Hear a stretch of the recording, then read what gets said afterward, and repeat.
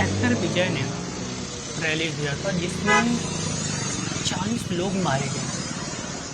तो मैं आप सभी लोगों से कहना चाहूँगा, अगर कोई भी लीडर या कोई भी आ रहा है तो आपकी जान से बढ़ के नहीं है। तो क्यों अपने आप लगता है कि आप जीने के लिए पागल हो गए, एक नंबर चढ़ जाए, सुबह से लेकर शाम तक लाइन में खड़े हुए हो।